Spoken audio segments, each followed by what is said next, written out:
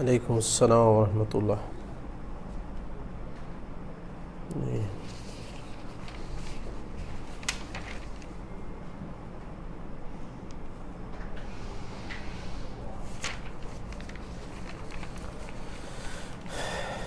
بسم اللہ الرحمن الرحیم. الحمد للہ رب العالمین وصلی اللہ علی سیدنا محمد وآلہ الطاہرین. اللہم صلی علی محمد وآل محمد. عرض کیا تھا کہ جمع قرآن کے حوالے سے تین اقوال پائے جاتے ہیں. پہلا قول جو بیان کر چکے ہیں کہ انتہائی ضعیف قول ہے اور قابل اعتنا بھی شاید نہیں ہے اتنا، کہ قرآن جو ہے وہ تحریری شکل میں وجود میں نہیں آیا تھا زمانے رسول میں. کچھ تھا لیکن پورے کا پورا قرآن نہیں تھا. اگر خلیفہ اول نہ لکھواتا اپنے دور میں تو بہت سارا قرآن مسلمانوں کے ہاتھ میں نہ آتا. اس قول کو دسیوں ادلہ سے جو ہے وہ ریجیکٹ کیا ہے، ضعیف قول ہے. دوسرا قول یہ تھا کہ پورا قرآن تحریر ہو چکا تھا لیکن جمع نہیں ہوا تھا، تالیف اس کی نہیں ہوئی تھی، 2 جلدوں میں اس کو مرتب نہیں کیا گیا تھا زمانہ رسول میں. اس پہ بھی کئی ایک ملاحظات ہم نے کل عرض کیے ہیں، اور آخر پہ عرض کیا تھا کہ اگر اس کو مان بھی لیں تو کوئی بڑا کمال نہیں ہے جتنا ایک کریڈٹ دیا جاتا ہے، چونکہ سب سے پہلے اگر رسول اسلام صلی اللہ علیہ وآلہ وسلم کے بعد قرآن جمع ہوا ہے تو اور کاش کہ یہ لوگ اس قرآن کو مسلمانوں کے درمیان آنے دیتے، اس کو روکا نہ جاتا، تو بہت زیادہ فوائد ہوتے. چونکہ علی علیہ السلام ہر آیت کے بارے میں جانتے تھے، کہاں پر اتری، کس پر اتری، کس کی مدح میں، کس کی مذمت میں، کیا اس سے مراد ہے. اعلم بالقرآن علی علیہ السلام کی ہستی تھی بغیر کسی شک اور شبہ کے. تیسرا قول ہے کہ نہیں، حتیٰ جمع آوری بھی قرآن کی جو ہے وہ زمانہ رسول میں ہوئی ہے، اور عرض کیا ہے کہ یہ مسلمانوں کے عقائد سے یہ زیادہ موافق ہے. اگر کوئی مسلمان ان بحثوں میں نہیں پڑا، اس سے اگر پوچھا جائے کہ حق کیا ہے، قرآن کو کب جمع ہونا چاہیے، تو بغیر دیر کی یہ کہے گا کہ حق یہ ہے کہ رسول اسلام کے زمانے میں اس کو جمع کیا جائے. تو اس کے خلاف ہونا یہ دلیل کا محتاج ہے. اگر ہمارے پاس جو روایتیں ہیں عرض کیا ہے ان پر کئی ایک اشکالات ہیں، تو حق یہ ہے کہ وہ اپنے وقت میں ہو یہ کام. یہ رسول اسلام کی شان ہے کہ وہ جمع کر کے جائیں، نہ کہ وہ متفرق جائیں، یعنی متفرق رہ کر جائیں. تو سب سے بڑی دلیل پہلی اس قول کی یہ ہے کہ کیا مصلحت تھی قرآن کو متفرق چھوڑ کر جانے میں. رسول اسلام بغیر مصلحت کے کوئی کام نہیں کرتے ہیں. جب حق یہ ہے کہ وہ جمع کر کے جائیں تو کیا مصلحت تھی متفرق چھوڑ کر جانے میں، بلکہ اس پر مفسدہ مترتب ہونے کا خطرہ ہے کہ اگر وہ متفرق چھوڑ کر جاتے ہیں، ترتیب نہیں دیتے، تو ہو سکتا ہے ترتیب نہ دینے پائے مسلمان اور ضائع ہو جائے قرآن کچھ، یا کوئی مسئلہ ڈال دے کوئی چیز. تو ہر کاتب جو عام کاتب ہے اس کی نہیں کوشش ہوتی کہ وہ کتاب مرتب ہو جائے اس کے زمانے میں، بعد میں پتہ نہیں کیا ہوگا. دوسرا ایک روایت ہے، حاکم نے اس کو نقل کیا ہے نیشاپوری نے بسند صحیح انس سے، کہتا ہے کننا عند رسول اللہ صلی اللہ علیہ وآلہ وسلم نؤلف القرآن فی الرقاع. عربی زبان میں نؤلف تالیف کرنا یعنی مرتب کرنا، یہ صرف لکھنے کے معنی میں نہیں ہے. ہمارے ہاں تالیف کہا جاتا ہے لکھنے کو، عربی میں لکھنا نہیں ہے تالیف. تالیف ہے ترتیب دینا، جمع آوری کرنا.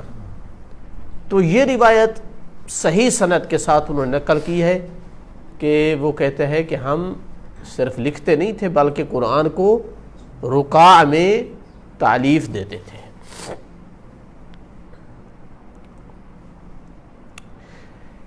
تیسرا وہ روایات کے جو عرض کی ہیں کہ متعدد روایات پڑھی تھیں ہم نے، مصادر سمیت پڑھی تھیں کہ رسول اکرم صلی اللہ علیہ وسلم کے دور میں 5 لوگوں نے قرآن کو جمع کیا، بعض میں 7 لوگوں نے جمع کیا، بعض میں 4 لوگوں نے جمع کیا.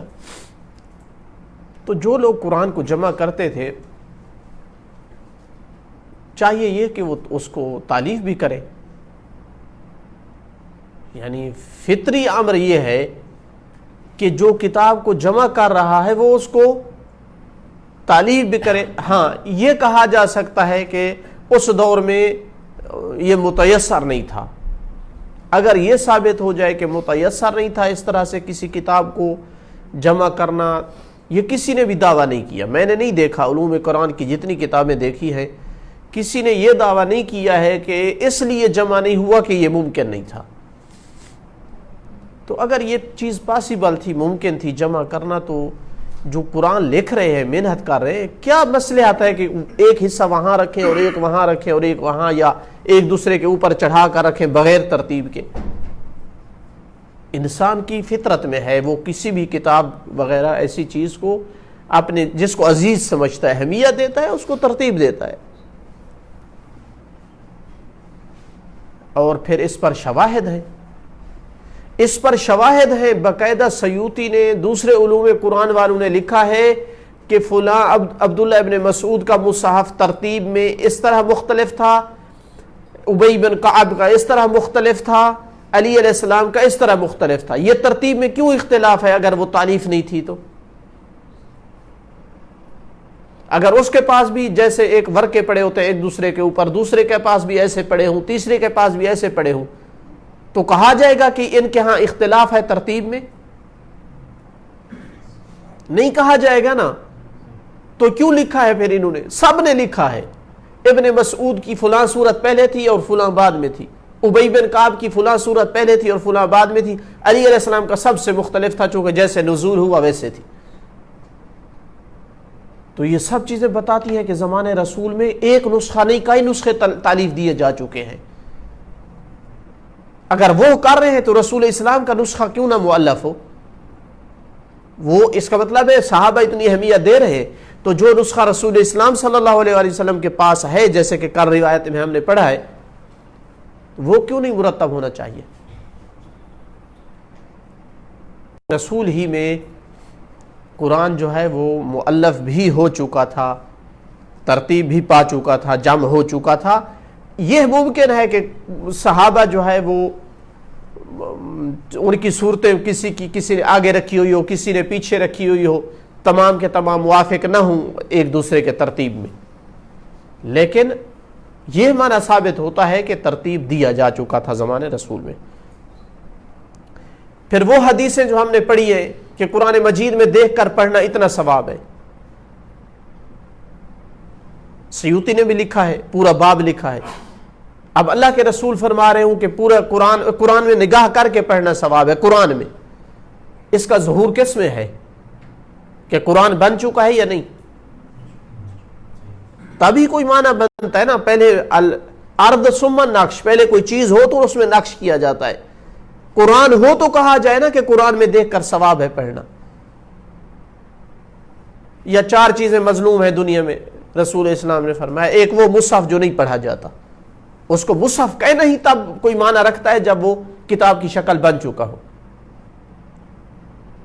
صحیفہ یعنی جس کے صفحات ہوں باقاعدہ، کتاب کی شکل، علیحدہ علیحدہ اگر اوراق پڑھیں تو وہ مصحف نہیں کہلاتا ہے.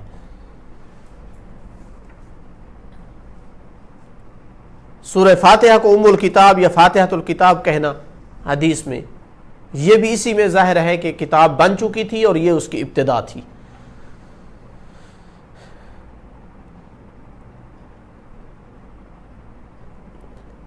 اور عرض کیا ہے ساتھ کہ یہ عقلی قرینہ کہ یہ ذمہ داری بنتی ہے رسول اسلام صلی اللہ علیہ وآلہ وسلم کی، جو اتنے فکر مند ہیں کہ اپنے آخری انفاس میں بھی کہہ رہے ہیں کہ قلم دوات لے کر کے آؤ، میں تمہیں کچھ لکھ کر کے دوں تاکہ تم میرے پاس بعد گمراہ نہ ہو جاؤ. اتنا ان کے روح، ان کی جان جسم سے جدا ہو جائے اس طمع میں کہ یہ لوگ ہدایت لے آئیں. حریص علیکم قرآن نے تعبیر استعمال کی ہے. وہ قرآن کو پراگندہ چھوڑ کر چلا جائے منتشر حالت میں. مشکل، یعنی ٹکراتی ہے یہ چیز. ایک عام مسلمان بھی جب سوچتا ہے تو ٹکراتی ہے اس چیز سے کہ وہ تو اتنے حریص تھے امت اسلامیہ کی ہدایت پر.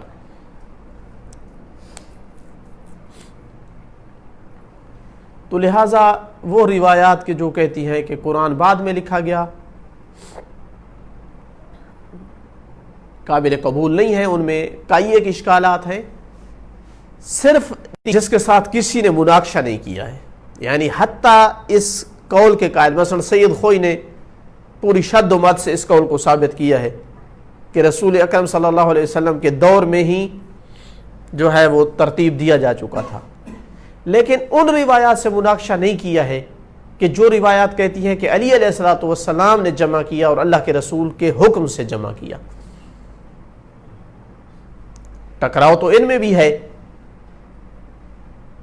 کہ رسول اکرم صلی اللہ علیہ وآلہ وسلم علی علیہ السلام کو فرماتے ہیں کہ قرآن کو جمع کرو، تو ان میں ٹکراؤ باقی رہے گا. جتنی ادلہ ہم نے ذکر کی ہے کہ ان کا تقاضا ہے کہ رسول اکرم صلی اللہ علیہ وسلم کے دور ہی میں جمع ہو جائے، وہ اس معنی میں ظہور رکھتی ہے کہ قرآن جمع ہو چکا تھا.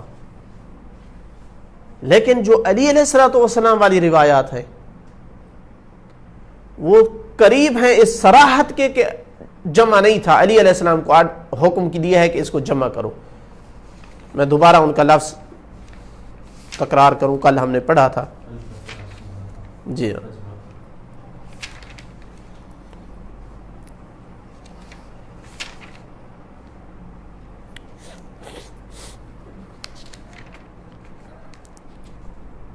ابن شارو اشوب نے جو روایت نقل کی ہے اس کے لفظ یہ تھے: یا علی ہذا کتاب اللہ خذہ الیہ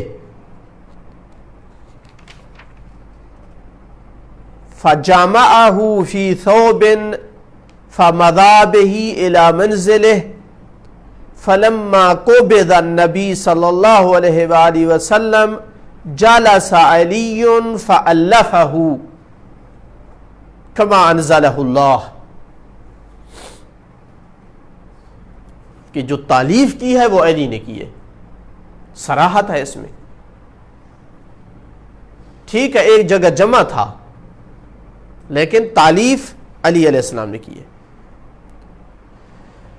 جو دوسری روایت پڑھی تھی امام صادق علیہ الصلوۃ والسلام سے تفسیر قمی میں کہ یا علی القرآن خلف فراشی فی المصحف والحریر والکراتیس فَخُذُوهُ وَاجْمَعُوهُ، اس کو لے جاؤ اور جمع کرو، وَلَا تُضَيِّعُوهُ كَمَا ضَيَّعَتْ الْيَهُودُ التَّوْرَاةَ.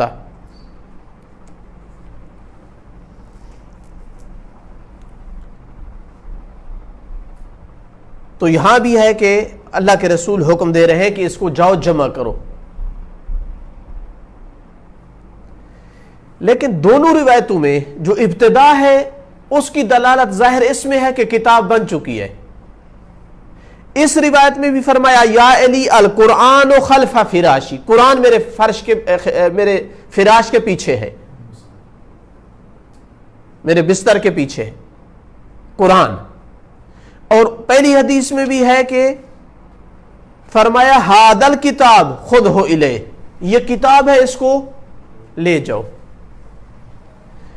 اب اگر جمع کرنا چاہتے ہیں ہم صدر اور ذیل میں دونوں حدیثوں کے، صدر اور ذیل کا ظاہر میں ٹکراؤ ہے، ان میں جمع کرنا چاہتے ہیں تو معنی یہ نکلتا ہے کہ رسول اکرم صلی اللہ علیہ وآلہ وسلم نے اس کو کتاب کی ایک شکل دی ہوئی تھی مگر علی علیہ السلام نے اس کو ترتیب نزول میں تبدیل کیا،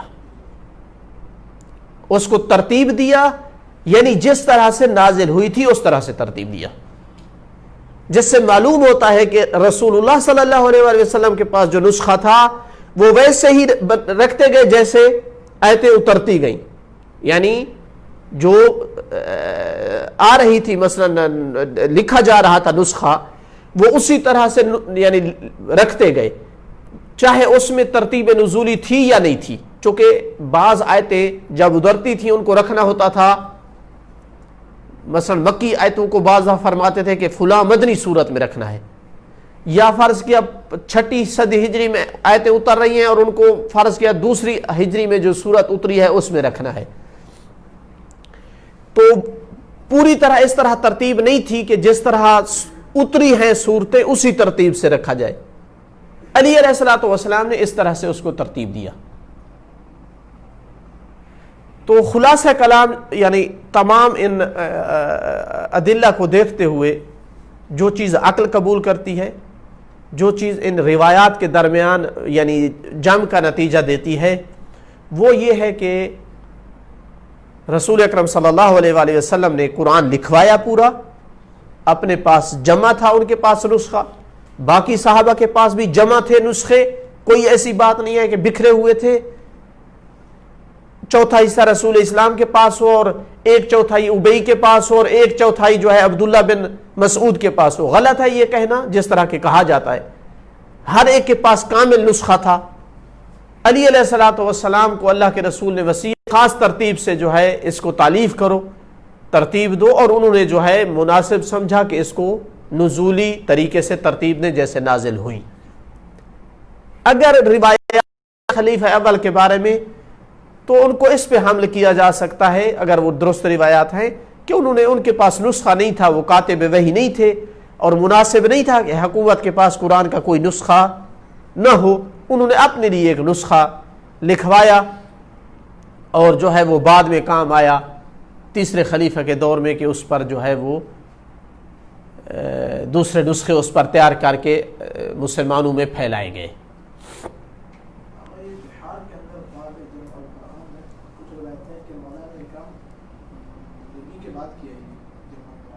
جی اسی لیے بات کیا ہے کہ یہ جو رسول اللہ نے اپنا نسخہ دیا ہے یہ یعنی وفات سے بالکل تھوڑا سا پہلے دیا ہے، جس وجہ سے پھر وہ گھر لے گئے اور وفات کے بعد غسل کفن کے بعد اس وقت تک ردا نہیں پہنی جب تک کہ اس کو مکمل نہیں کیا. میں نے کل، آپ حاضر نہیں تھے، ابن ابی الحدیث سے بھی نقل کیا ہے کہ وہ کہتا ہے کہ علی گھر میں ضرور بیٹھے ہیں، مگر کیوں بیٹھے ہیں؟ شیعہ کہتے ہیں کہ بیعت نہیں کرنا چاہتے تھے، اور سنہ بھی قبول کرتے ہیں کہ گھر بیٹھے ہیں لیکن قرآن جمع کرنے کے لیے. جی ہاں، جی تھا اس معنی میں جمع کے 2 جلدوں میں جمع کرنا. اس معنی میں اگر کریں گے، یہ ایک کسی نے تعبیر پیش کی تھی کہ مطلب یہ ہے کہ تعبیر سمیت جمع کیا نا. ہاں یہ بھی ممکن ہے. ایک وجہ یہ بھی ہو سکتی ہے. اس حدیث کا جواب دے دیں گے کہ وہ جو ہے کافی میں کہ ما جمعہ الا علی بن ابی طالب بل ائمۃ من بعد. امام دوسرے امام کیسے جمع کریں؟ بالکل یہ روایات میں ہے، جیسے شاہ صاحب فرما رہے ہیں کہ علی علیہ الصلوۃ والسلام اصلاً قرآن ان کا کیوں نہیں لیا گیا. اس کا بھی جواب ہے اسی میں کہ ان کا قرآن کیوں نہیں پھر لیا گیا. اس کی وجہ یہ تھی کہ علی علیہ الصلوۃ والسلام کے قرآن میں معانی کی مصادیق ذکر تھے، ان کی تعویل ذکر تھی، جس کے اوپر اتری، جس کے حق میں اتری، جہاں اتری، جس سے بہت ساروں کے پول کھلتے تھے. جی ہاں، اور بہت ساروں کے جن کو پسند، جن کو نہیں کیا جاتا تھا، ان کے فضائل سامنے آتے تھے. اور بالخصوص اہل بیت کا تو قرآن سارا ہی وہ قصیدہ بنتا تھا، تو پھر ممکن نہیں تھا کہ اس کو لیا جائے. تو علی علیہ الصلوۃ والسلام کے مصحف میں یہ خصوصیت تھی جو خاص طور پر ان کی تالیف میں کہ ان کے تعویل اور مصادیق ذکر تھے، اور وہ جو ہے ائمہ علیہ السلام کے پاس محفوظ ہے وہ قرآن. اور امام زمان عجل اللہ فرجہ الشریف اپنے ساتھ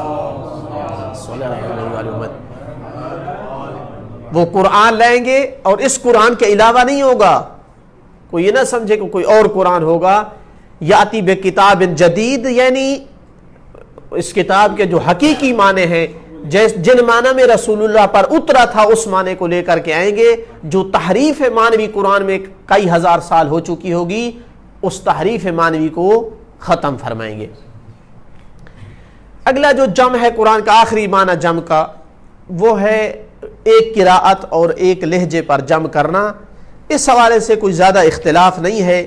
اہل سنت اور شیعہ علماء نے جنہوں نے بھی لکھا ہے علوم قرآن میں، وہ سب کہتے ہیں کہ قرآن مجید جو اس معنی میں جمع کیا ہے وہ خلیفہ ثالث نے کیا ہے، اور اس کی وجہ یہ بنی تھی کہ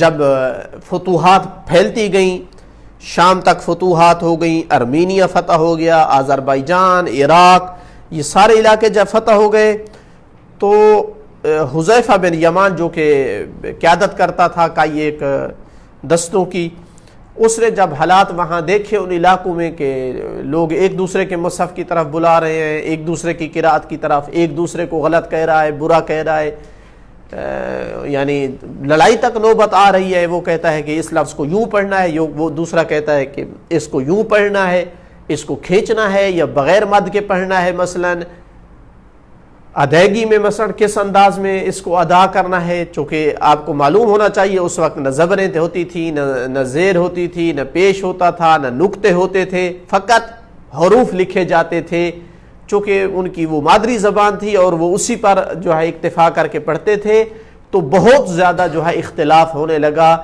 کہ اس کو کس انداز میں اور کس لہجے میں پڑھا جائے۔ تو اس نے آ کر جو ہے خلیفہ وقت سوم کے جو ہے پاس آ کر بتایا کہ امت کو درک کرو، ورنہ قرآن کا اختلاف بڑھتا بڑھتا جو ہے امت کے درمیان بہت زیادہ خلا پیدا کر دے گا۔ اس نے صحابہ کو بلایا، اور عین ممکن ہے اس میں علی علیہ الصلوۃ والسلام بھی موجود ہوں کہ اس کا کیا حل ہے، کیا کیا جائے، تو مشورہ طے پایا کہ اس کو وسلم کے دور میں لکھا گیا ہے، اور ان کے چونکہ بقول وہی تھا جو خلیفہ اول نے جو ہے جمع کیا تھا، تو خلیفہ سوم نے جو ہے وہ حفصہ کے پاس وہ نسخہ موجود تھا، اس نسخے کو وہ لے آئے، چونکہ وہی زید ہی تھا لکھنے والا جو کاتب وہی تھا، تو اسی زید ہی کی ڈیوٹی لگائی گئی یہاں بھی، اور ساتھ کچھ اور بھی ان کے بٹھائے گئے لوگ جو ماہر تھے اس میں۔ اسی نسخے سے 4 نسخے، 5 نسخے، 6 نسخے اختلاف روایات، نسخۃ الام جسے کہا جاتا تھا، وہ ہر بڑے شہر میں بھیج دیا گیا، مصر میں، مثلا عراق میں، شام کی طرف، اور حکم جاری کیا گیا کہ اسی ہی قرآن کو مسلمانوں پر میں پھیلایا جائے، اسی سے نسخے تیار کیے جائیں۔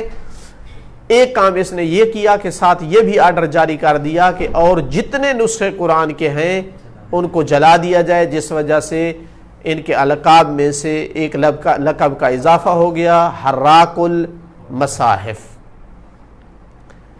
جو کہ بعض اس کو تعریف کے طور پر لیتے ہیں، اور بعض جو ہے وہ اس کو ایک ننگ و آر سمجھ کر اس کو ذکر کرتے ہیں کہ بھئی جلانے کے علاوہ بھی اور بہت سے طور طریقے ہیں، جلانا تو اہانت کو مستلزم ہے، اسی لیے کم از کم ہمارے فقہا میں سے کسی کا فتویٰ نہیں ہے کہ قرآن اگر مثلا قدیم ہو گیا ہے، پڑھنے کے قابل نہیں ہے، ٹکڑے ہو گئے تو اس کو جلا دو۔ سب فقہا ہمارے اس کو حرام کہتے ہیں۔ اس کا طریقہ ہے کہ یا اس کو سمندر میں بہا دو یا اس کو دفن کر دو کسی صاف جگہ پر۔ اس کے بعد چند ایک چیزیں رہ گئی ہیں ہمارے پاس قرآن کے حوالے سے، کہ قرآن جو ہے اس کو کب سب سے پہلے اس کو حرکات دی گئی۔ اس کے بارے میں اگرچہ اختلاف ہے، لیکن مشہور قول کئی ایک اہل سنت علماء نے بھی لکھا ہے، اور ابن ندیم نے بھی فہرست میں اسی کو لکھا ہے کہ ابو الاسود دؤلی نے جو ہے، جو کہ تلمیذ تھے، شاگرد تھے امیر المومنین علیہ الصلوۃ والسلام کے، انہوں نے جو ہے اس کو مرتب کیا ہے، اور اس کی وجہ یہ بنی کہ انہوں نے اگرچہ حاکم وقت پہلے بھی ان سے طلب کر رہا تھا، لیکن وہ پس و پیش سے کام لے رہے تھے، لیکن ایک دفعہ انہوں نے سنا کہ کوئی خاتون قرآن کی تلاوت کر رہی تھی، تو جب اس نے سورہ براءہ کی تلاوت کی تو اس میں وہ کہتی ہے کہ ان اللہ بریء من المشرکین، اور کسرے کے ساتھ آگے پڑھا، یعنی عطف کر دیا رسول اللہ کا کس پر؟ مشرکین پر۔ تو یہ سن کر بہت زیادہ پریشان ہوئے جناب ابو الاسود، اور کہا اب میرے پر واجب ہو چکا ہے کہ میں جو ہے وہ قرآن کو اعراب لگاؤں، اور یہ کسی کو بھی شاید معلوم نہ ہو کہ جو پہلا اعراب لگایا گیا ہے حرکات یعنی وہ نکات کے ساتھ تھی، زبر زیر کے ساتھ نہیں تھی جو ابو الاسود نے لگوائی تھی۔ تو حاکم وقت سے کہا کہ مجھے ایک اچھا سا کاتب دو سمجھدار، اس نے کاتب پرووائڈ کیا، تو انہوں نے کہا کہ میں جب پڑھتے ہوئے، یہ ہوتی ہے مہارت، شاگردی، کسی استاد سے کوئی شاگرد بنتا ہے تو اس طرح سے کہا کہ میں جب تلاوت کروں تو نے میرے منہ کی طرف دیکھنا ہے، جب میں اس کو کھولوں فتح کروں تو نے اوپر ایک نقطہ دینا ہے، جب میں اپنے ہونٹوں کو ضم دوں، یعنی ہم جب پیش پڑھتے ہیں جو شکل ہونٹوں کی بنتی ہے اس کو عربی میں ضم کہا جاتا ہے، جب میں ان ہونٹوں کو ضم دوں تو آپ نے سامنے ایک نقطہ دینا ہے، اور جب میں ہونٹوں کو کسر دوں، یعنی جب ہم زیر پڑھتے ہیں اور جو شکل بنتی ہے، یعنی اس سے اندازہ لگائیں لوگوں کی کتنی محنتیں ہیں یہ قرآن جو ہے اس کو محفوظ کرنے پر اور ہم تک پہنچانے پر۔ یہ تو ابو الاسود جانتا ہے اور وہ کاتب جانتا ہے، یہ اللہ کی ذات جانتی ہے کہ کتنا ٹائم لگا ہوگا، کتنی محنت لگی ہوگی، اور شاید ایک کلمے کو کتنی دفعہ پڑھنا پڑتا ہوگا تاکہ کاتب دقت سے متوجہ ہو کہ یہاں فتح ہے یا ضم ہے پڑھنے میں یا کسر ہے، تو اس کے مطابق جو ہے وہ نکات لگاتا گیا۔ لیکن ابھی بھی مشکل حل نہیں ہوئی، جو زمانہ بڑھ رہا تھا اور عربی فصیح عربی جو ہے اس سے لوگ دور ہو رہے تھے تو اتنی پریشانیاں بڑھ رہی تھی۔ اب اگلا مرحلہ یہ آیا کہ حروف کی پہچان نہیں ہو رہی لوگوں کو، کہ حروف جو ہے وہ نقطے کے ساتھ ہے یا بغیر نقطے کے، ایک نقطے والا ہے یا دو نکات والا۔ تو یہ کام بھی اللہ تعالیٰ نے جو ہے موالیان حیدر قرار ہی سے لیا۔ ابو الاسود شاید خود تو ممکن ہے نہیں رہے یا بوڑھے ہو گئے، لیکن ایسے شاگرد چھوڑ کر کے گئے کہ جو یہ کام کرنے کے لیے کافی تھے۔ حجاج نے ان کو بلایا، ایک کا نام ناصر ابن حاسم اللیثی ہے اور دوسرے کا نام یحییٰ بن یعمر العدوانی ہے، دونوں بصرہ کے ہیں، اور دونوں چونکہ ابو الاسود خود بصرہ کے تھے، قرآن کو نکات دیے، اور پھر تاکہ نکات خلط نہ ہوں حرکات کے ساتھ، تو حرکات جو ہے جو نقطے تھے ان کو زبر زیر اور پیش میں تبدیل کیا، اور جو نقطے والے حرف تھے ان کو نکات دیے، یعنی جو پہلے ابو الاسود نے نقطہ لگایا تھا زبر کا اس کو زبر کی شکل دی، جو زیر کا نقطہ تھا اس کو زیر کی شکل دی، جو ضمہ کا نقطہ تھا اس کو ضمہ دیا، اور جو نکات والے حروف تھے ان میں فرق کیا کہ جس پر نقطہ نہیں تھا تو اس کو خالی رکھا، جس پر ایک تھا تو ایک دیا، اور جس پر دو بننے تھے تو دو نکات دیے۔ اب یہ اصل میں نہیں تھے، یہ ان لوگوں کی ایجاد اور اختراع ہے، اصل میں تو آوازیں تھیں، ہا خا۔ اب ہم جب ہی خا سنتے ہیں تو نقطہ ساتھ آتا ہے، ورنہ یہ نقطہ ساتھ نہیں تھا۔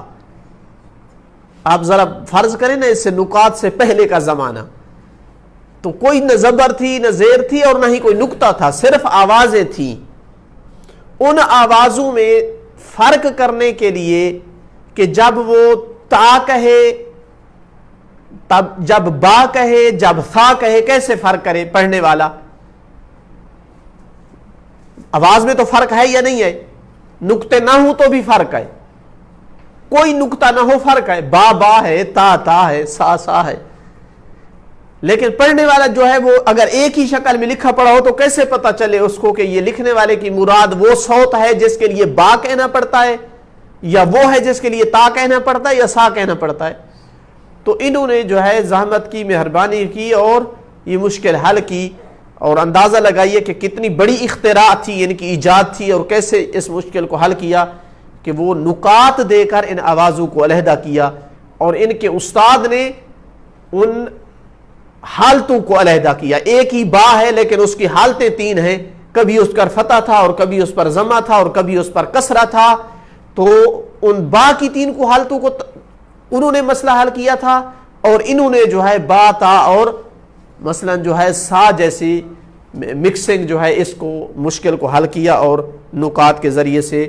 اس کی اگر کوئی تفصیل چاہتا ہے تو کتاب المفصل فی تاریخ العرب ڈاکٹر سید علی جواد کی جلد نمبر 8 کئی جلدیں ہیں، بہت مفید کتاب ہے عرب کی تاریخ پر اطلاع کرنے کے لیے، بہت زحمت کی ہے بندے نے، ظاہراً معاصرین میں سے ہے، اور پتہ نہیں اس نے کہاں سے جو ہے عرب کی مفصل تاریخ جمع کی ہے، تو اس کا ایک باب اس نے اس بارے میں بھی لکھا ہے، کہ قرآن کی تاریخ کیا ہے، جلد نمبر 8 اور صفحہ نمبر جو ہے 180 85 90 ان صفحات میں ڈاکٹر سید علی جواد۔ اچھا ایک چیز ابھی بھی رہ گئی، وہ کیا ہے کہ حمزہ الف اور حمزہ میں کیسے فرق کیا جائے، یہ بھی بالکل ایک جیسے تھے، اور اسی طرح شد اور بغیر شد کے کیسے فرق کیا جائے، یہ بھی ایک جیسے تھے۔ دال پر شد ہے یا نہیں ہے مثلا، اس کو کیسے فرق کیا جائے، الف ہے یا حمزہ ہے کیسے فرق کیا جائے، یہ بھی اللہ تعالیٰ نے ایک مولا علی کے نوکر ہی سے کام لیا، اور وہ ہے احمد الخلیل الفراہیدی النحوی، کہ جس کا مقول معروف جملہ ہے کہ جو کہتا ہے میں نے علی کو اس سے پہچانا ہے کہ پوری دنیا میں سے ہر بندہ جو زمانے علی میں تھا، جس مہارت میں وہ جس فن میں مہارت رکھتا تھا، جو اس کی مشکل تھی، ہر مسئلے میں ہر بندے نے علی کی طرف رجوع کیا ہے، مگر علی نے کسی مسئلے میں بھی کسی کی طرف رجوع نہیں کیا۔ یہ وہ آدمی بابصیرت آدمی ہے جس نے اس طریقے سے مولا علی کی معرفت کی اور امامت کا قائل ہوا۔ تو یہ کام انہوں نے کیا ہے، جس طرح کہ تاریخ سیوطی میں بھی انہوں نے اس چیز کا ذکر کیا ہے۔ العین کتاب جو لغت کی ہے وہ انہی کی ہے۔ آخری مطلب اور التماس دعا کہ یہ پاروں میں کس نے تقسیم کیا ہے قرآن کو، اور جن کو اجزاء کہتے ہیں، اور انصاف نصف پارا اور اربع ربع جو ہے پارے کی، یہ کس نے تقسیم کیا ہے، اس پر سب متفق ہیں کہ یہ بھی بعد کی ایجاد ہے، کوئی صحیح دقت سے معلوم نہیں ہے، لیکن کہا جاتا ہے کہ یہ بھی حجاج کے دور میں ہوا، چونکہ یہ پہلے کام جو ہے وہ اکثر حجاج کے زمانے میں ہوتے رہے ہیں، تو کہا گیا کہ یہ بھی حجاج کے دور میں ہوا، اگرچہ یقیناً معلوم نہیں، ہو سکتا ہے ان کے بھی بعد اس کے بھی بعد ہوا ہو یہ کام۔ اس سے بھی متاخر ایک چیز اور ہوئی، یہ جو میم لگا دیا وقف لازم اور وقف، یہ اور جی اور بعد کی باتیں ہیں، یہ جو وقف ہے اور وقف لازم ہے اور میم ہے۔ صحابہ کے دور میں جو طریقہ تھا قرآن کو کی تقسیم اور تجزیہ کا، وہ ظاہراً اس طریقے سے افضل تھا، وہ اس طریقے سے افضل تھا، وہ کرتے تھے تقسیم بندی صورتوں کے ذریعے سے، 7 حصے 7 جز تھے ان کے قرآن کے، ہفتے میں قرآن کا ختم مکمل کرتے تھے، مثلا پہلا حصہ 3 صورتیں لمبی ہیں، پھر 5 صورتیں، پھر 7 صورتیں، اس طریقے سے انہوں نے صورتوں میں تقسیم کیا ہوا تھا، یعنی جب ایک منزل پوری ہوتی تھی تو کسی صورت کے اینڈ پہ ہوتی تھی، جبکہ یہ جو 30 حصوں میں تقسیم کیا گیا، درمیان میں کچھ عرصہ 10 حصوں میں بھی تقسیم رہا قرآن، جب کمزوری آئی کہ ہم 7 دن میں نہیں پڑھ سکتے، لیکن جب زیادہ کمزوری آئی کہ ہم تو 30 دنوں میں مشکل سے ختم کریں گے، مسلمان کمزور ہوتے گئے، صرف جہاد میں نہیں، عبادتوں اور تلاوت قرآن میں بھی کمزور ہوتے گئے، تو پھر یہ ضرورت پیش آئی کہ 30 حصوں میں تقسیم کیا جائے۔ ظاہر یہ لگتا ہے، ایک بندے نے لکھا ہوا تھا نیٹ پر، مجھے 12 سال ہو گئے یہ سوال اٹھا کر پھر رہا ہوں، مجھے کوئی جواب نہیں دے رہا کہ کس معیار پر یہ 30 حصے بنائے گئے ہیں۔ مجھے یہ پتا ہے کہ 30 حصے بنائے گئے مثلا فرض کیا حجاج کے دور میں، لیکن معیار کیا تھا کہ پارا کس طرح بنانا ہے؟ تو اکثر جنہوں نے جواب دیا ہے، اور یہی معقول ہی لگتا ہے، کہ کمیت کی بنیاد پر کیا گیا ہے، قرآن کے پورے حروف کو تقسیم کیا گیا ہے، جمع کرنے کے بعد پھر ان کی تقسیم بندی کی گئی ہے، اور اس طریقے سے جو ہے وہ 30 حصوں میں تقسیم کیا گیا، اور اس پر بڑی دلیل یہ ہے کہ یہ کوئی معجزہ نہیں ہوا ہے کہ ہر پارا جو ہے 20 ہی صفوں کا ہوتا ہے اور ہر صفحے کی 15 ہی سطور ہوتی ہیں، تو ظاہراً یہ اسی پر ہی کام کیا گیا، کمیت کی تقسیم، یعنی پورا حروف تقسیم جمع کر کے اس کے مطابق جو ہے۔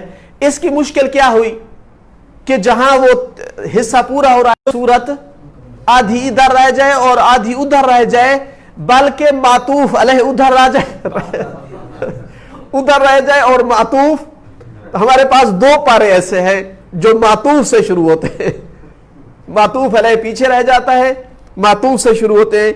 اب یہ پارا آپ نے بتانا ہے، میں نے پارا نہیں لکھا ہوا۔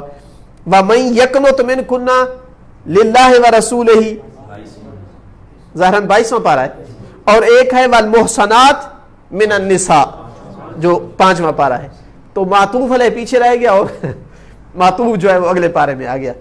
तो बहरहाल ये लोगों की तकसीम ऐसे ही होती है, हमारे इज्तिहादात ऐसे ही होते हैं जी।